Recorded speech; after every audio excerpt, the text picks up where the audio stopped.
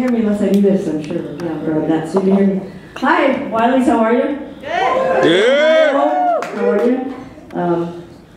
Wow, this is my very first time doing this. So my mom's telling me to slow down right now. She's always my speech contest coach, so that's her. I'm trying to read, and, oh, my first joke, yeah, this is it. I can't do this with gum in my mouth, and I'm sitting there going, shit, I'm next. I don't have a napkin, I can't swallow it because that'll somehow come back up. So does anybody want my gum? Anyone? They're fresh. Really, it's kind of one of those, you can kind of chew between your teeth and grit a little level of flavor. Anyone? No. I'm sticking it on my paper. This is going to become famous one day, and you can have my gum. Anyway, my mom and dad are here. I want to thank them for coming. I apologize for some of the jokes you've heard so far. Is that enough? Or do I get a lecture later? Because oh my gosh, I'm about to say some words, and one of them is the F word, so there, fuck, I said it. Okay, now, moving on to that. My bladder, I'm going to move this. I'm not a very old person, but ladies, maybe it's other things that causes this to happen, but before I get in my 60s and I'm incontinent, I have to wear something. I do have this going on in the bathroom lately.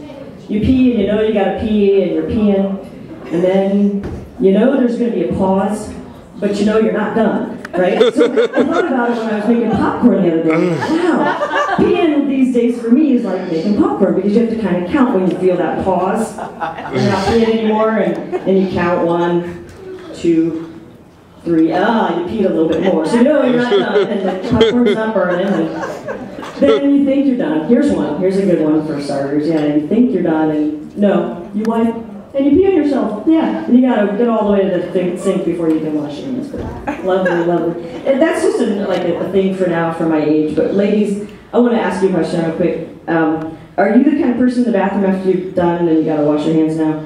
You do the pumper and swiper, like you clean the little thing on the end of the soap dispenser while you're going, or are you a pump and a dripper? Who does that? Ben, what do you like are all drippers, I know you are. That little web of soap that hangs down, and then 4 weeks later somebody has to clean that shit off, and it's yellow, doesn't match the curtains or anything. Anyway,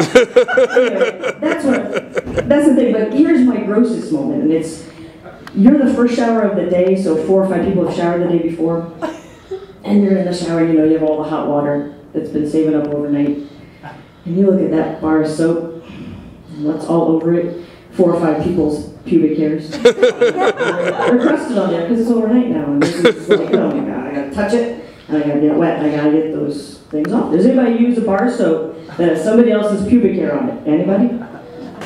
How about you? I would probably wash with my own, and if I know for sure it's my own, that's about it. I don't know, I gotta wash off, so I grab the thing down, and I'm power spraying my soap to get the hairs off. There's not much soap left, but I will not. I will sometimes take my nail and scrape, but I scrape backwards. Anyhow, I have a very funny situation. I think it's not uncommon with people who go to the gynecologist to have this experience. So another female joke. But when you're about to be examined, and that's the case, your doctor has cold hands, always, because she just washed them and she's nervous too, so her hands are cold. My doctor's a female, and you're a female gynecologist. They're the best to have, because you can just, I don't know, you can just talk to them really, talk vagina, with her names, and you don't feel weird. So, but before mine is ready to examine me fully, she taps the side of my legs as she's going down there. And she's kind of going, hand, touching, I'm touching. Does anybody else is doing this, or who maybe does this? And then she's there, right? But here's what I always say, I'm like, damn, I'm sorry I didn't shave my legs. And she's like, that's okay, you didn't die. It doesn't really matter. I got a couple kids, one's 18, she's awesome, and one's 14. Jokes I tell her usually about when they were little. When my 18-year-old daughter was 3.5, she was cute in how she pronounced things. So she would say the word eggs, only it would come out AIDS. Because she would say, I'm good, Mommy, I'm really good, instead of good. So you can probably see where I'm going with this. She asked me one day, Mommy, do we have AIDS? Holy shit, this kid's 3.5, and she wonders, if our family is infected with one of the, possibly the biggest killer in, it's going to take us all, and I've got to figure out how to answer, do we have it? So I'm like, oh, honey, no, I don't have it. Daddy doesn't, Grandma and Grandpa, nobody we know. And I'm like, shit, she's probably scared to death.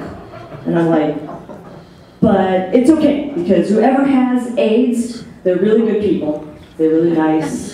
We need to keep them in our prayers. Yeah, of course that. She's like, Mommy, how are we going to make pancakes?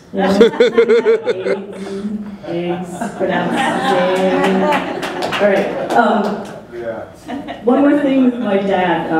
I want to thank him for giving me a couple of jokes. One he gave me is, he's at this age where they have to decide most evenings and most Saturdays which funeral to attend.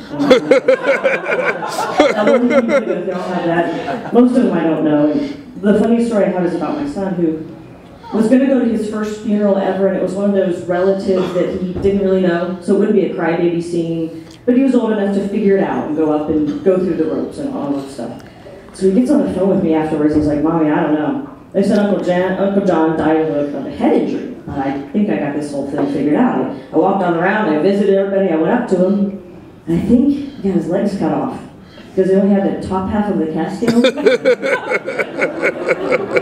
Little guy, just funny stuff, so.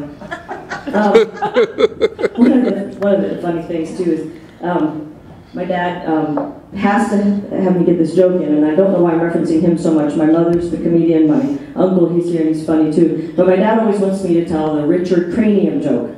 Everybody knows what Richard Cranium means? Yep. What's short for Richard? Dick. Right? So I said, well, I don't think I'll tell that, but I had some friends say that they would like it if I would mention somebody, and I can't mention their name, but I'll abbreviate his name. His name is Dick Little.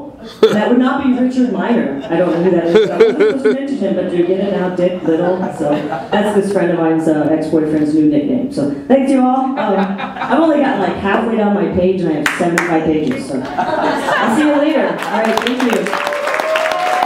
Hey, keep it going for Andy. Good. The next comic coming to the stage, he's the military biker comic. He's your featured comic tonight, and you can catch him on the